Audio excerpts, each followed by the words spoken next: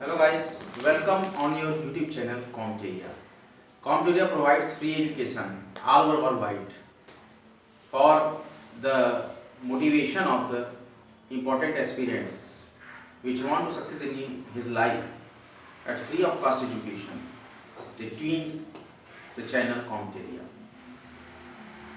सभी बड़े study hard and get success के महत्वपूर्ण के साथ आपके समक्ष प्रस्तुत है कॉम्टेरिया एजुकेशन चैनल पर। हम आपके समक्ष पढ़ा रहे हैं संसद के संवैधानिक संशोधन के बारे में, the Indian constitutional amendment. We have earlier discussed the 18th Indian constitutional amendment. Now we have discuss about the 19वां संविधान संशोधन 1966। आज हम डिस्कस करेंगे 19वां संविधान संशोधन 1966, 19th constitutional amendment 1966। It stated that चुनाव आयोग के अधिकारों में परिवर्तन। इसमें क्या बताया गया है? चुनाव आयोग के अधिकारों में परिवर्तन के बारे में चर्चा की गई है।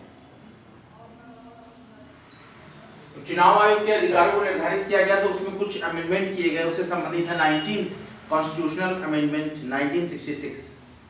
और निर्वाचन संबंधी न्यायाधिकरण, निर्वाचन संबंधी न्यायाधिकरण बनाया गया। निर्वाचन संबंधी न्यायाधिकरण एक ट्रिब्यूनल बनाया गया। वो थी ट्रिब्यूनल। निर्वाचन संबंधी न्यायाधिकरण नियुक्त करने की शक्ति का अंत कर दिया गया। न्यायाधिकरण नियुक्त करने की शक्ति का अंत। भारत के 19वां संविधान संशोधन 1966 में चुनाव आयोग के अधिकारों में परिवर्तन किया गया, जिसके अंतर्गत निर्वाचन संबंधी न्यायाधिकरण नियुक्त करने की जो प्रक्रिया थी उसकी शक्तियों का have powers reduce the powers, have denied the powers of the election tribunal. तो 19वां संविधान संशोधन 1966 के हिसाब से चुनाव आयोग के अधिकारों में परिवर्तन किया गया, जिसके तहत निर्वाचन संबंधी न्यायाधिकरण नियुक्त करने की शक्तियों के अंत करने पर चर्चा की गई। और संसद एवं राज्य विधानमंडल के सदस्यों एवं राज्य, देखिए राज्य में विधानमंडल होते हैं, विधानमंडल के सदस्यों, आप देखें कि भूमिका क्या होगी। यहीं पर आया गेम चेंजर पॉइंट कि निर्वाचन संबंधी न्यायाधिकरण नियुक्त करने की जो शक्ति प्रक्रियाएं थी उनकी शक्तियों का हैव रिड्यूस या denied the powers of the election tribunal which have stated in the Indian Constitutional Amendment 1966.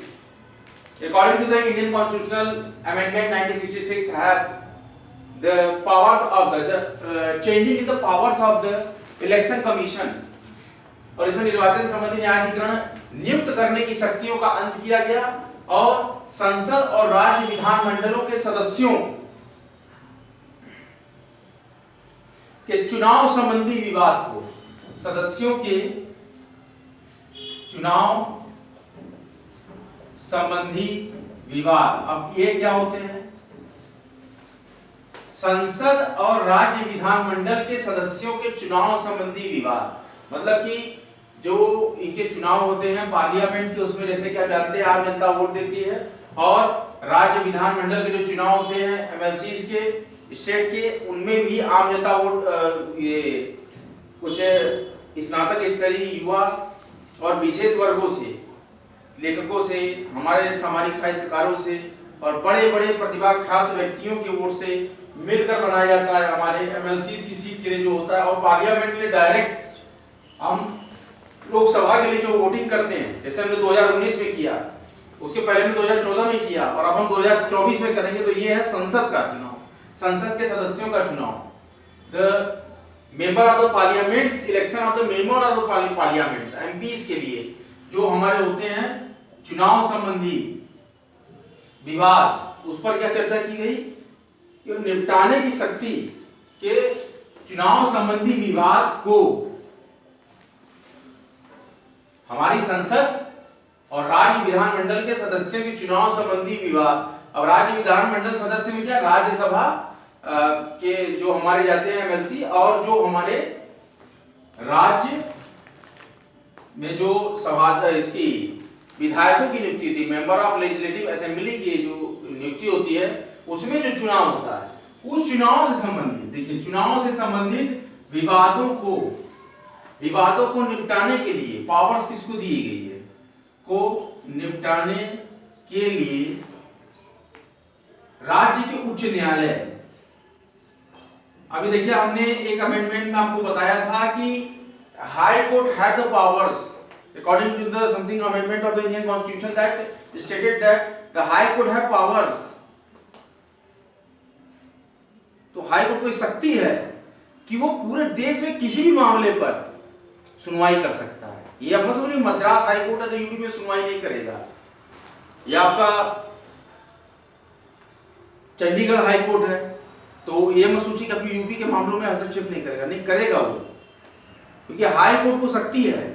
Court एक अलग बॉडी है, जो हमारे जुडिकेटर ऑफ कोर्ट्स होती है, ये एक अलग बॉडी है जो कि आपके न्याय के लिए, अधिकारों के लिए, देश के संवैधानिक सुरक्षा के लिए, संवैधानिक ढांचे की संप्रभुता और एकता के लिए ये बॉडीज बनाई गई हैं कि ये इसका पुनर्निर्धारण करेंगी और इस पर हर मामले पे सुनवाई करेगी। ऐसा ही हमारी न्यायपालिका व्यवस्था में कहा गया और एक पावर दी गई कि संसद और राज्य विधानमंडल के सदस्यों के चुनाव संबंधी विवाद को निपटाने के लिए उच्च न्यायालय को अधिकार प्राप्त किए गए। उच्च न्यायालय को दे दिया गया शक्ति, उच्च न्यायालय को शक्ति प्रदान की गई।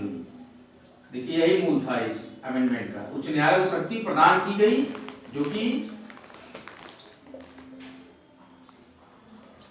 क्यों प्रदान की गई, जो कि संसद और राज्य विधानमंडल के निर्वाचन संबंधित विवादों को निपटाने के लिए समर्थ बनाया गया हमारे देश के उच्च न्यायालय।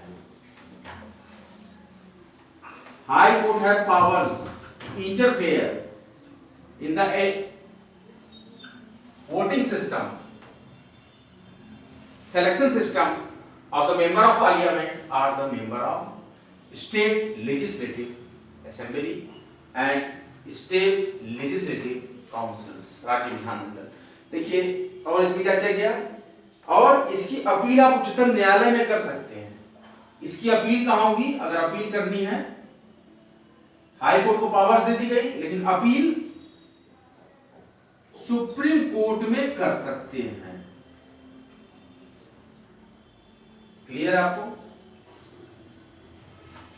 According to the Indian Constitutional Amendment 1966 have stated that the Election Commission changing in the powers of the Election Commission, changing in the powers of the Election Commission, changing in the powers of the Election Commission have stated that the election tribunal, related to the election tribunal powers have denied, उनकी शक्तियों को खत्म किया गया, and the parliamentary and state legislatively elections related disputed is resolved by the high courts. High court have powers. And now if you have appealed in Supreme Court of India। यही आपका 60वां 19वां संविधान संशोधन 1966 संसद का 19वां संविधान संशोधन, हमारी भारतीय व्यवस्था का 19वां संविधान संशोधन यह डिस्क्राइब करता है कि अगर जो व्यवस्था थी वहां चुनाव आयोग की निर्वाचन संबंधी न्यायाधिकरण नियुक्त करने की शक्तियों का अंत कर दिया गया और संसद और राज्य विधानमंडल के सदस्यों के चुनाव संबंधी विवाद को निपटाने के लिए हाई कोर्ट को पावर्स प्रदान की गई, और अगर आपको अपील करनी है तो आप सुप्रीम कोर्ट में अपील कर सकते हैं। यही था हमारा। इसकी अपील जब भी करनी होगी तो उसको आप उच्चतम न्यायालय में अपील दाखिल कर सकते हैं, अपील कर सकते हैं उसके लिए किसी प्रकार के डिस्प्यूट के, लेकिन पावर जो दे दी गई डायरेक्टली वो उच्च न्यायालय को ही पावर्स दे दी गई है संसद और राज्य विधानमंडल के सदस्यों के चुनाव संबंधी डिस्प्यूट को सुलझाने के लिए। बहुत ही इंपॉर्टेंट कॉन्स्टिट्यूशनल अमेंडमेंट है ये, इसको राइट डाउन करिएगा अपनी नोटबुक में। अब है 20वां संविधान संशोधन 1966। देखिए 20वां संविधान संशोधन 1966। देखिए 20वां संविधान संशोधन 1966 क्या कहता है?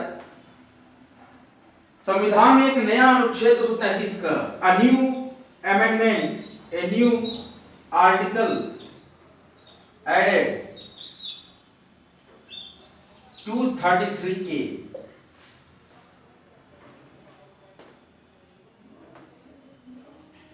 और अनियमित, जिसमें कि कहा गया irregularities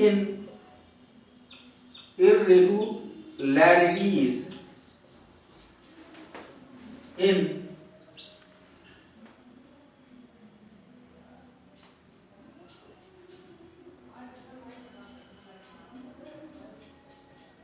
अनियमितता के आधार पर नियुक्त कुछ जिला न्यायाधीशों, डिस्ट्रिक्ट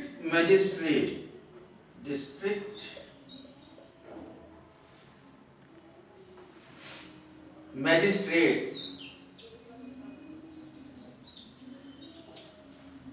जजेस, जिला न्यायाधीशों को नियुक्त कुछ जिला न्यायाधीशों की नियुक्ति की वैधता प्रदान किया गया था। Have powers to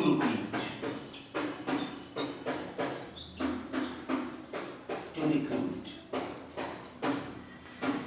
बीसवां संविधान संशोधन 1966 के अनुसार एक नया आर्टिकल 233 को जोड़ा गया हमारे संसद के संवैधानिक संशोधन स्थिति में, और जो अनियमितता है किसमें, जिला न्यायाधीशों की नियुक्तियों में, इसके आधार पर अनियमितता के आधार पर इरेगुलरिटीज के रिलेटेड जो भी जिला न्यायाधीशों की नियुक्ति हुई है, अनियमितता के आधार पर जो भी जिला न्यायाधीशों की नियुक्ति हुई है, उसको वैधता प्रदान